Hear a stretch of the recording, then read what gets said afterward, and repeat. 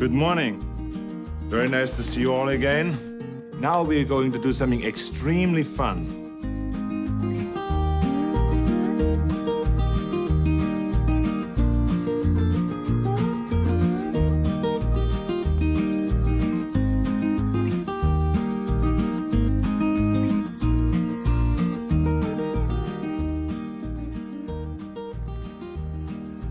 My mom always said life was like a box of chocolates. You never know what you're going to get.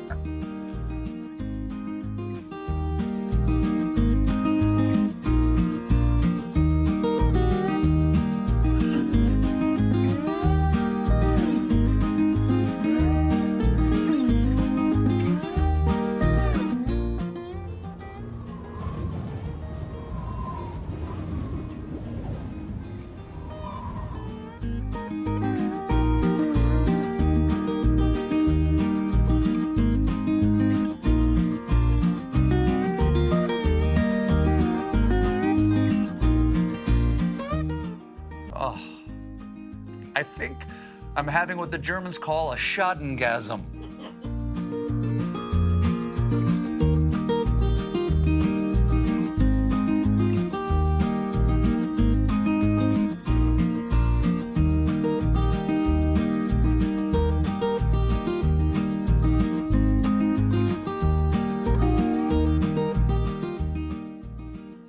Where do they teach you to talk like this? In some Panama City sailor want a hump bar? Or is this getaway day and your last shot at his whiskey? Sell crazy someplace else. We're all stocked up here.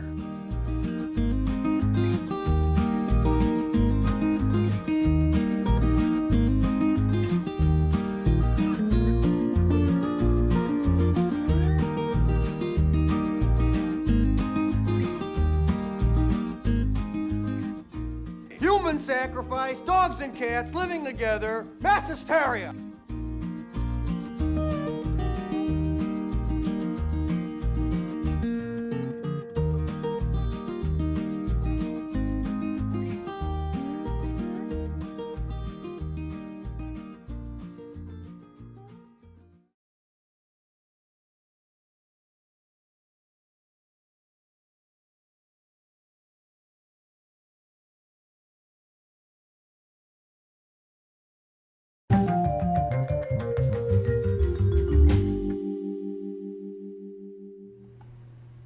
Hey everybody, welcome to the studio again. Thanks for joining me. It's good to see a few of you already in the chat. Hey everybody, hey Eric, Pocket, Red, Greta. Boy, I wish I was here under different circumstances and I could draw somebody else. For those of you watching this at a later date, a couple days ago, Justice Ruth Bader Ginsberg passed away. I was in my studio here working on a job for a client, just drawing, and I heard my wife in the other room cry out, the familiar cry of when she finds, someone has passed away, someone we know, someone famous. Like, oh no, who passed away this time? And she told me, and I was just in shock. It just hit me like a ton of bricks because, we've been fearing it. We've been worried about her health for a long time. She was sick for a long time. And she did so many amazing things for our country, for equal protection under the law, for both men and women. The work she did as a lawyer in front of the Supreme Court in the 70s, making sure women had the same rights as men in so many cases. It's why, someone like my mom, who was a single parent, could go get a bank loan without having a man co-sign for her or get a home loan. It's just list goes on and on for how important she was to our society and our culture that wasn't fair for everybody. And so I don't know, I didn't know what to think. I mean, I was just so worried again, just instantly the anxiety set in of like what's going to happen now if Trump gets a pick for the Supreme Court and they ram it through despite the hypocrisy of doing so based on what happened to Merrick Garland. We have a rough road ahead of us for a lot of people who work so hard to earn so many rights in this country.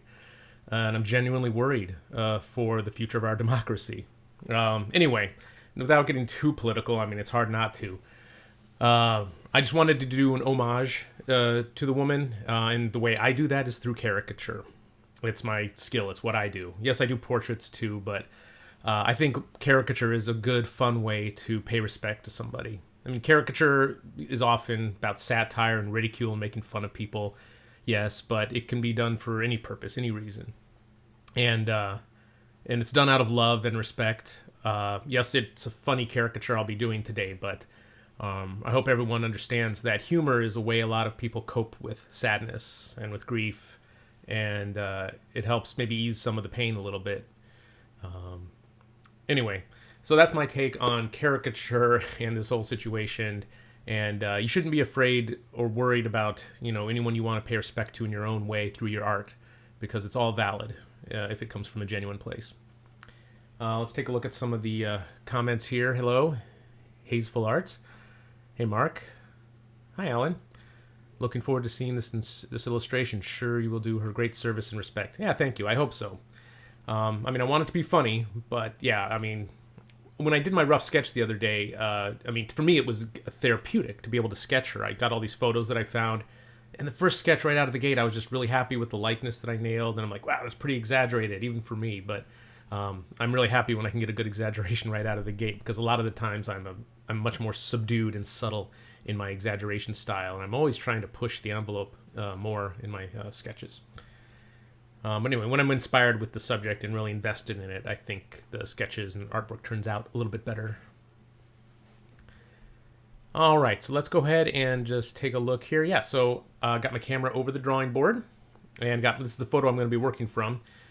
And just like with in the previous demos that I did where I was doing an inking, I did my original sketch on paper, and then I used graphite transfer paper to trace it onto this rigid drawing board here. Oh, what's going on? That's weird. Is this feed not live? That's weird. I'm putting my hand in front of the image here, and it's not showing my hand in front of the artwork. That's very strange. You're good. Okay. Make sure the camera's focused here. Okay, well, everything's working. I guess I better get started. Thanks for sticking with me, guys. Sorry about that. Today I'll be using, to ink this in, the P.H. Martin's matte India ink. And a few different inking brushes, various rounds. And I may do a watercolor. It depends on how far I get along. I imagine I'll do it fairly quickly. And unlike with the Neil Young caricature I did a couple weeks ago, I'm not going to do as much inking on this one. I'm going to... since I do plan on watercoloring it either on or off camera, I won't be doing as much crosshatch shading or anything like that. It's just mostly I'm just going to be outlining it. But I'm going to try to focus on calligraphy and thin and thick lines and the expression of the outlines. But I'll be using the watercolors to do the actual the heavy lifting of all the modeling and the forms on the inside. All right.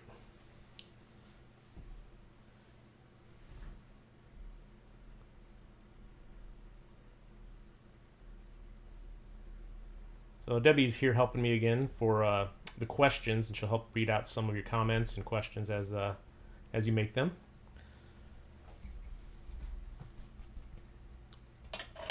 Again, it's your guys' contributions that helps make the stream better. So, anything you want to ask me, let me know.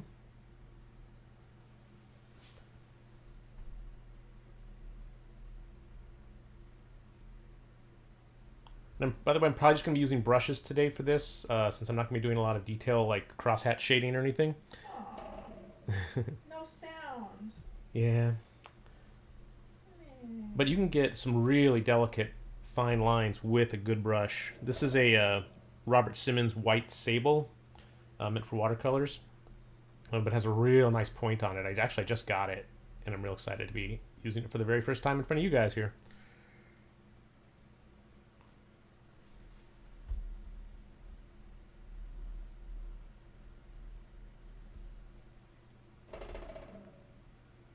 So when inking in this manner, I try to do pretty short strokes just to maintain better control. I don't try to go over a very long distance, because it's harder to maintain that kind of control of thin to thick when you're doing over a long distance.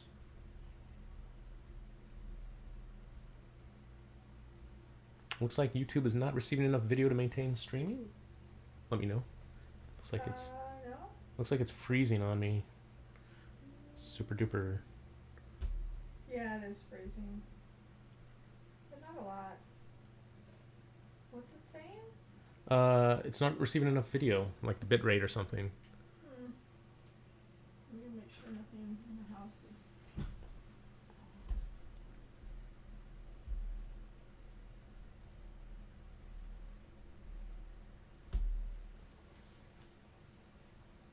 You know what I'm gonna do? I'm going to.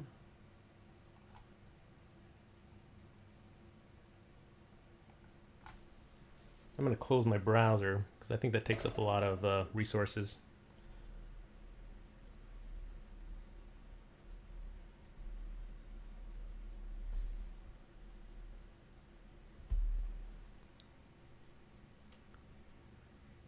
Alan is asking if I do any warm-up drawing exercises or studies before starting an art piece. You know, I should. I always recommend people do. It's definitely a good idea.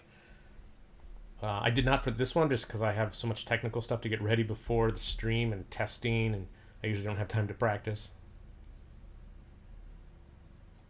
But yeah, that's a good question and definitely something you should do before doing a serious inking. Getting your hand warmed up is really actually very important. Yeah, it keeps freezing up, just to let you know.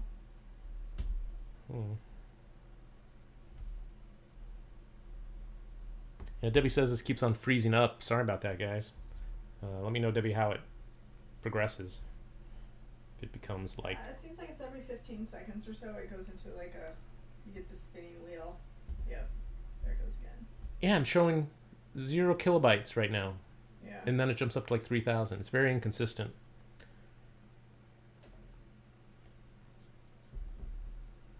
Yeah, so there's a problem with Gmail this morning, so it might be something. Yeah, we might have a neighborhood problem or something. I'm not sure, like with our streaming, with our internet service. It was out last week or 2 weeks ago. So. Yeah, we had a complete outage, a week or so ago. It kind of sucked. Lasted all day. Let me go check. Yeah, if I'm going to ink in these glasses, I should probably get a bigger brush for that. So I'm just going to focus on outlines for right now. And not filling in anything.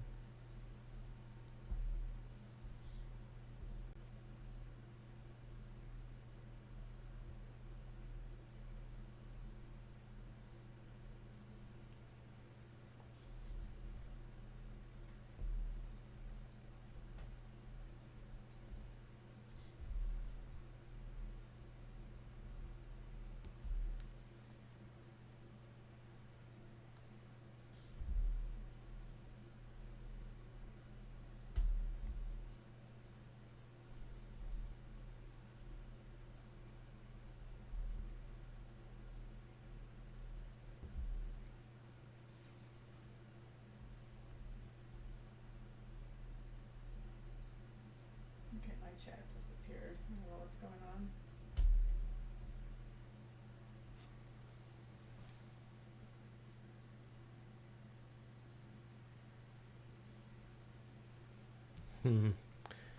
Yeah, I see your comments, guys. I'm real sorry about that. I'm looking at the stream quality, and it's not ideal.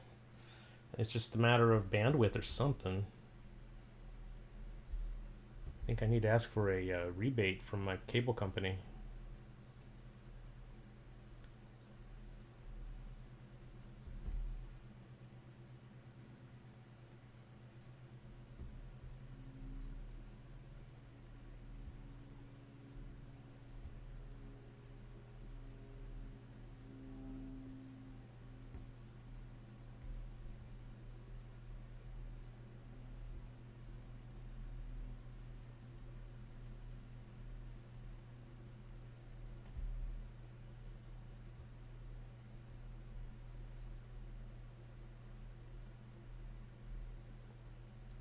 What does it look like now, Debbie?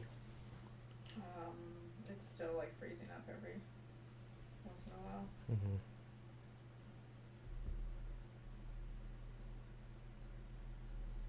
Well, let me know if there's any questions too, so I can fill the silence.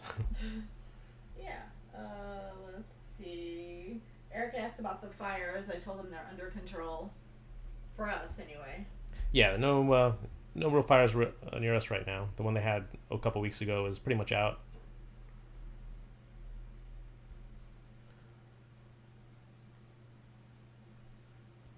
It seems to be better now, maybe. I mean, I haven't gotten the wheel for a few minutes. Or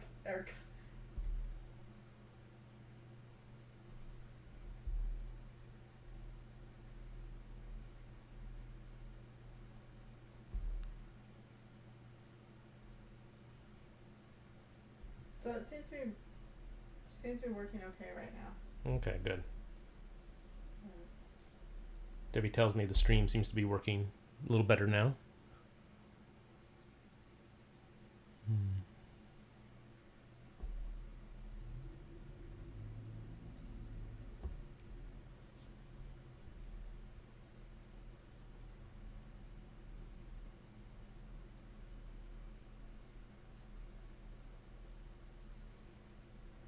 Alright, I have a question for you, Corey. Sure. Question coming in. It's from Brenda in Amsterdam. Brenda in Amsterdam. She's wanting to know what is the best way to learn light and shadow.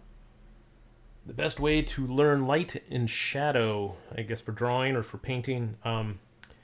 Well, the best practice that you can employ is just doing a lot of drawing, just a lot of tonal-based drawing, where you spend a lot of time focusing on shading and values and not as much on lines. When I trained at my art atelier, we did a method of drawing that was tonally based, where we would draw lines and values around like sort of the same time. I mean, after the initial blocky lay-in, we would basically start shading in, worrying about edges, mapping out the shadows. Traditionally the way you might do it, or a student would learn to see and record values, is through casts, drawing casts of plaster and marble. That's maybe not as practical if you don't personally have a cast, but a lot of art schools do, and they are great because there's no change in the local colors and values to throw you off. It's like a still life of a single colored object. And human faces are a little different because, real ones, because there's different local values. There's darker skin tones in areas, hair that you have to worry about. That's a different value and color. So, but yeah, doing objects like drawing from casts was always the way to really practice your values. But yeah, a lot of hands-on training just by drawing and shading is the best way. And that'll improve your painting skills because the two skills are very closely related. When you're painting, you have to rely on your drawing skills. If you just never really focus on drawing and just trace everything to get it on a canvas, and you just worry about painting as a skill and not drawing, you're going to be at a big disadvantage. I'm not saying you do that, I'm just saying in general.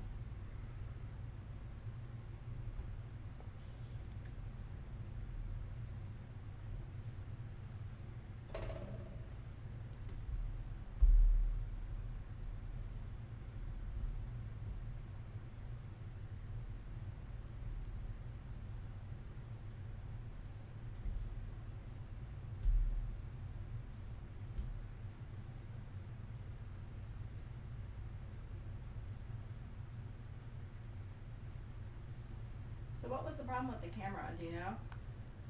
Yeah, I don't know what that original problem with the camera was, but I did earlier. I heard that sound of the USB disconnecting, as if it was you lost the USB connection. So maybe it had something to do with that. But I think it was related to OBS because when I restarted it, it was fine. So, yeah, a combination of the two, the hardware and software issue. Don't know.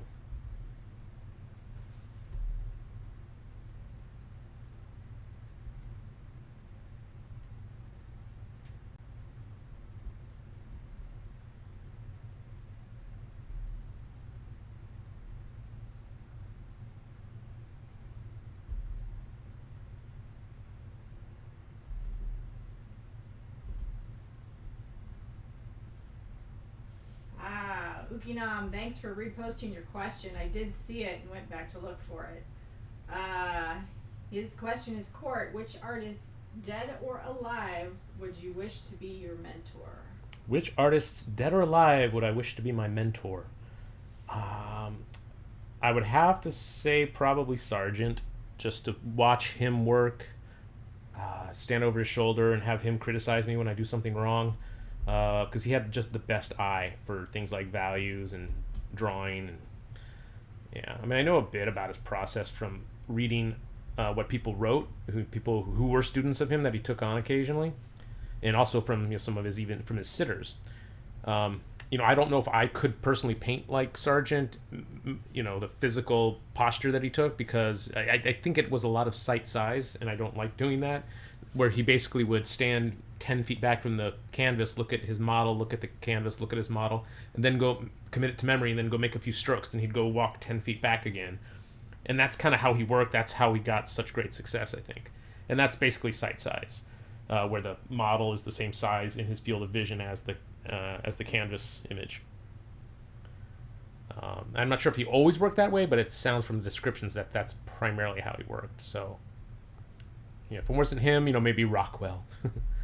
But again, I read Rockwell's book, and I got a lot of information out of that about how he worked. So, it's one thing to read it, it's another thing to see it, of course. But, I do have the information in my mind about what he did and the steps he went through to make a successful illustration. But yeah, sometimes when you have a teacher or a mentor show you those things firsthand rather than just reading about it in a book, it is definitely more inspiring and it sticks with you more. That's why I do enjoy artist workshops from time to time. I don't always take them, but I've taken a few from artists I really, really admire.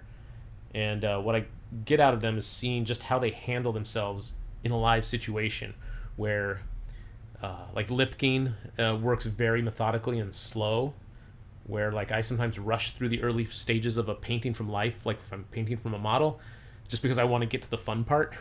But he like just laboriously works to build up to that. Or when he's working on a landscape, it's just a very thoughtful, careful process where he doesn't take any stage for granted. So yeah, Lipkin is another great artist, and he's living. He's a contemporary.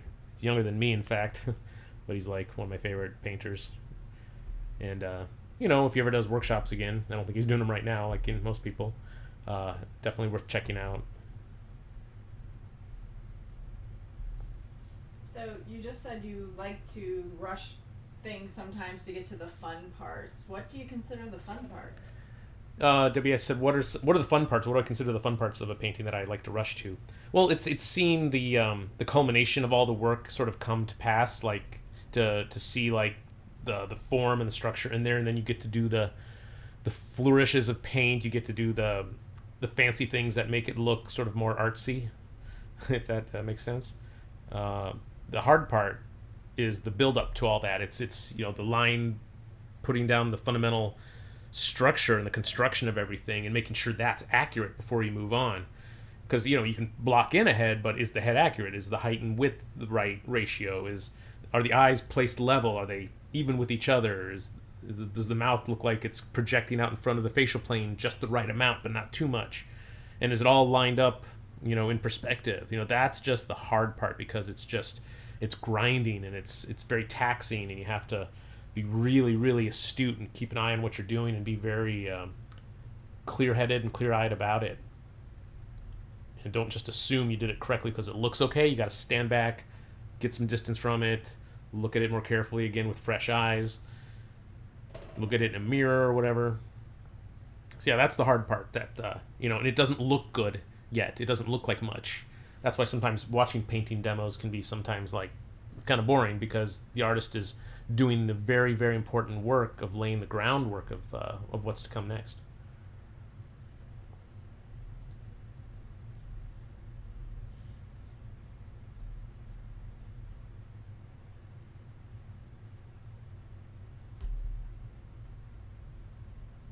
So Alan is asking, when applying ink, do you follow a flow to prevent smudging, like going left, top, down, top to bottom or left to right? Yeah, Alan's asking if I follow a certain direction. Yeah, when I'm inking, I do try to go left to right so I don't drag my hand through wet paint.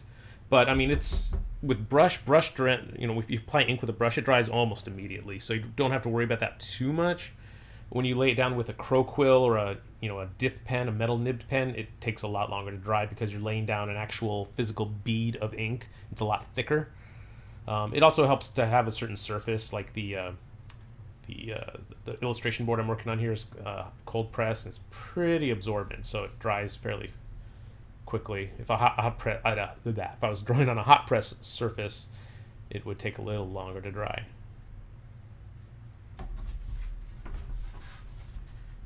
Sometimes you need to rotate things just to get a better angle.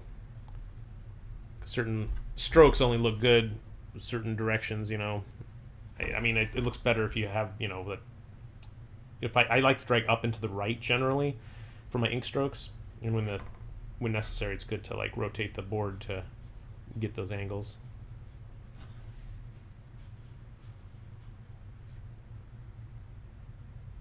I don't want to overdo it though. I don't want to put too many ink lines in here because I'm going to be doing a lot with the watercolors too.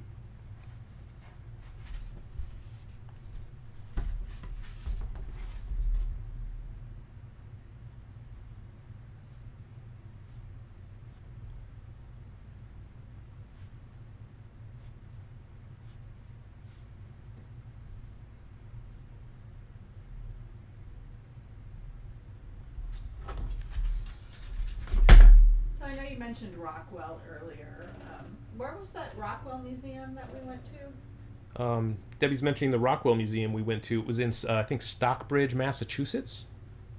We were on a trip back east a couple years ago and managed to do a side day trip out to Stockbridge, and it was totally worth it. Just an amazing, amazing museum full of Rockwell's originals. I highly recommend seeing them in person. They're just way more amazing than reproductions. Reproductions in most books are just not, they don't do Rockwell justice at all. There's very few reproductions in books that actually are worth anything.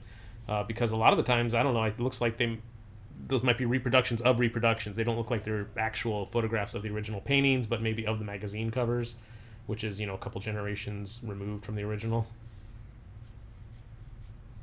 There's just so much subtlety in brushwork and thickness of paint that you can't see in a lot of those reproductions.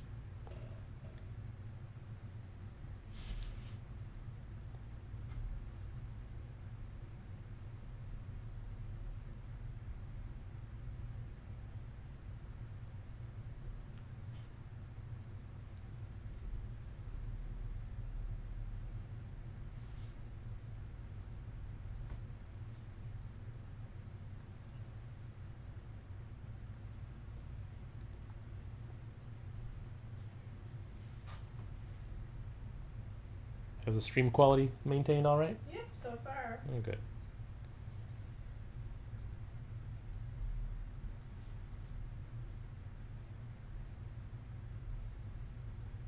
I'm not, just so you know, I'm not looking at the photo reference too much.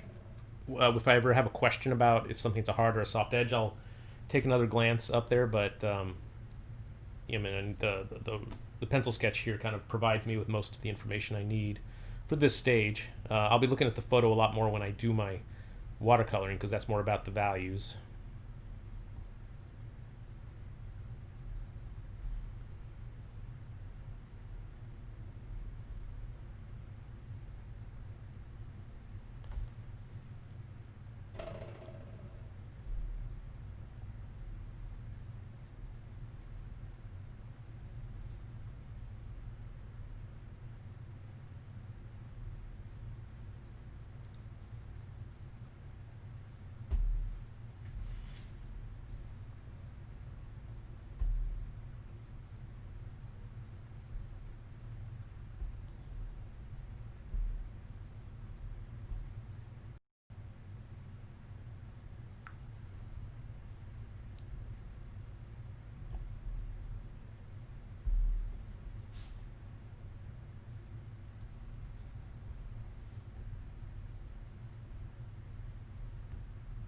I have a question that's more of a digital question.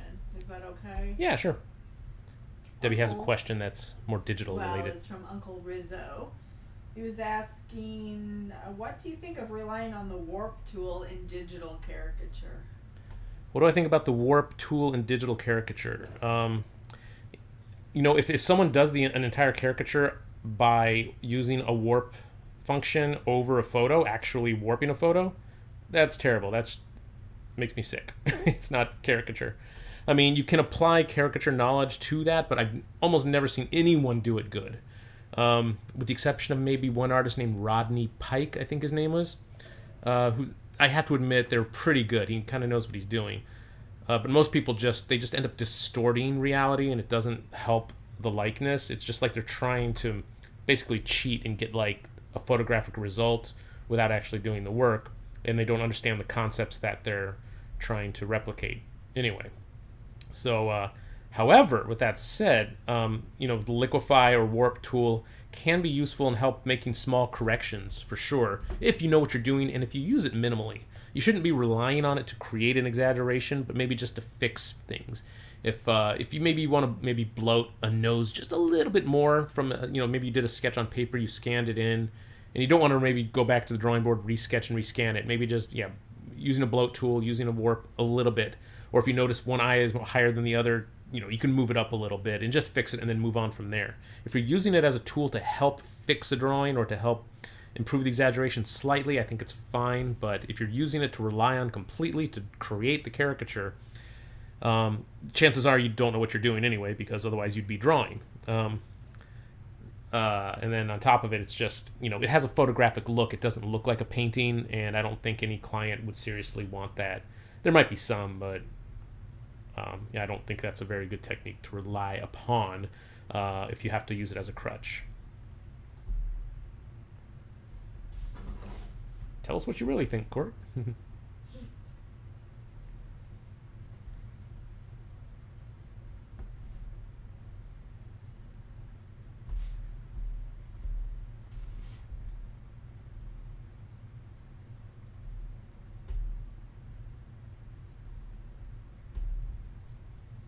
I love how like sunken in her head is into her shoulders. She just got to a certain age and just sunken in and hunched over, even though she was very physically active and exercised a lot. She just had this great look. She was very adorable.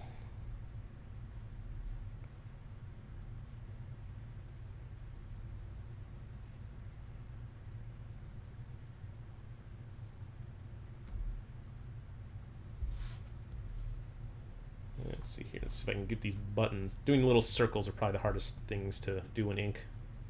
Little ellipses. Do you ever use templates? Do I ever use templates? Not when I'm inking, no. So maybe to do the original drawing, yeah, but in this case I didn't. I just freehanded everything. But I don't do a whole lot of like very technical looking illustrations. When I do, I use those kinds of, templates and tools.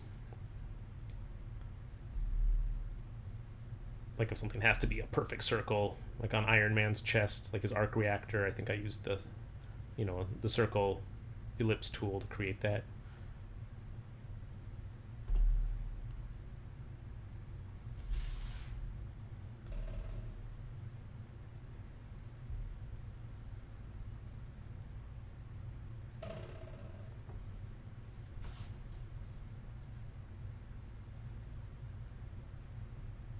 So BR asked, and I'm not exactly sure what they're referring to, but wanted to know what you think about brush pins. So I'm assuming those are the pins that have the brush tip. Yeah, someone's asking what I think about brush pens. I think I have some here. Where is it the ones where you can fill up the reservoir with ink or ink and water if you want, and then squeeze them, and they have actual brush coming, a brush tip where ink comes out of it. Or there's actually, there's the ones you can fill yourself, and there's ones that are filled by the store. I think they're okay. Like I bought a lot of them when I was like in Japan, or whenever I go to the Japanese bookstore, they tend to have a lot of brush pens for sale. They almost never last though. And if you wait more than like a few months or a year or two to use them, forget it. They're all dried out. And then when you do use them, they don't last very long. So yeah, just longevity and the reliability are not very good in my experience. except for the ones maybe you load yourself that you can, fill up with ink or water or whatever you want to fill it up with, a combination of ink and water. Those can be cool, I think, but I don't use them. I don't know. I just like the dipping. I like the going back because it slows me down. It forces me to think more about what I'm doing. It's like when I'm painting in oils, I'm forced to go back to my palette to mix, to reassess my decisions, so I don't start just rushing through stuff, which is easy to do if you have an unlimited tool that constantly has ink or paint flowing out of it. So, in your opinion, that convenience actually is detrimental to what you're doing? Yeah, the convenience of having that can be a detriment if you let yourself get carried away and don't stop and slow down. It's good to know what your weaknesses are as an artist, and mine are sometimes being sloppy and rushing through things. And the more I'm forced to slow down and think about what I'm doing, my artwork usually turns out better. But then you get in your moods, or you get into the zone where it's like you're just flying and you just keep on painting and painting and it looks really good, and then you stop at a good time and everything looks solid. That's rare, but that's, when that magic happens, that's cool, but that's not the norm. Doing good artwork is basically about craftsmanship and effort and control, being deliberate, planning. And then the better you get at that, the more success you'll have at those spontaneous moments. But yeah, you have to be real far along. You have to paint solid and very tight, I think, for a long time, and draw tight and draw realistically before you can start to let loose and let spontaneity rule. So Alan is asking, have you ever experimented doing portraits or caricature on scratchboard? Have I ever done portraits or caricatures on scratchboard? Yeah, about 12, 13 years ago I experimented with some scratchboard. I think I brought it to a little caricature convention we had in St. Louis and did some work there.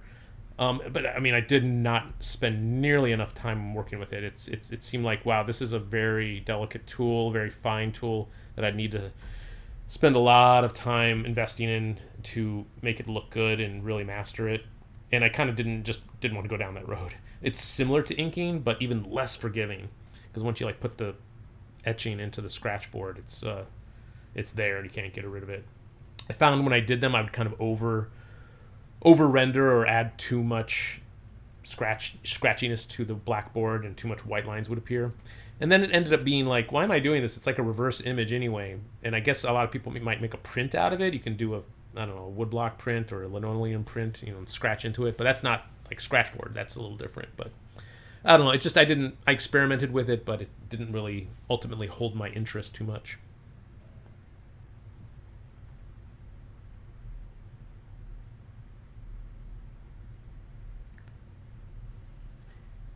Cleto Reese is asking, which artists do you think is good to learn and study composition from?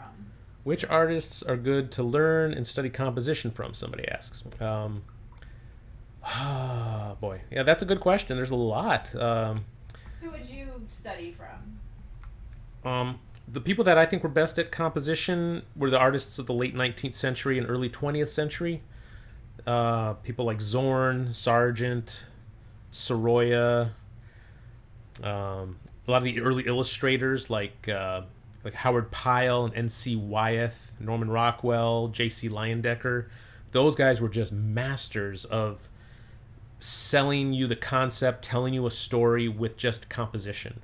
And it would be balanced, and your eye would flow through the composition in the way that it's supposed to. If there was an empty space that was kind of dead and didn't have anything going on, maybe they'd put a little thing over there, or a little light or a shape to help balance out all the action on the other side of the canvas. And just that little bit of balance can be so important. So when you know what to look for, those artists, I think, are some of the best to study. The Golden Age illustrators, and then the fine artists of the late 19th century. Not all of them. There's bad artists in every century and every decade, but some of the ones I named, I think, were the ones who inspired me. Just to let you know, the buffering is back. Bummer. It says I have the stream health is varying wildly, actually. I don't know. I'm sure what's going on. Sorry about any buffering, guys. Okay, so you know what? I think I'm done with the with the inking right now. So what I'm going to do is set my inks aside. I'm going to put this over here. And to do the coloring, I'm actually going to be not using pure watercolor, but I'm going to be using black. And if you thin gouache down enough, it will act like a watercolor, but if you want to get that fully. Okay, just had to restart the software, guys. Please let me know. I don't know, this is out of my control. I don't know what's going on here. It's just I guess it's just the internet connection. Well, it says I'm still streaming, so I'll just go ahead and sign off right now officially, so when this video is uploaded and done, it'll hopefully be all sort of stitched together. For people watching this afterwards, sorry if it was jumpy, if there's parts where it cut out. We just been having internet connection problems this time around. So sorry about that. But thank you for joining and watching this inking of Justice Ruth Bader Ginsburg. Next week, I guess I've got my topic for next week. I'll do the watercoloring portion. And maybe something else, you know, if I think I have time to do two things. What? It just came back on for like a second. Just came back on for a second. Okay, anyway, yeah, so I'm going to sign off. Thanks, Debbie, for bearing with me and all this. And thank you guys for your questions and for continuing to watch, even though we've had terrible technical difficulties today. Hopefully they'll be solved next week. I think I'm going to switch over to the other streaming software again. All right, take it easy. Talk to you soon.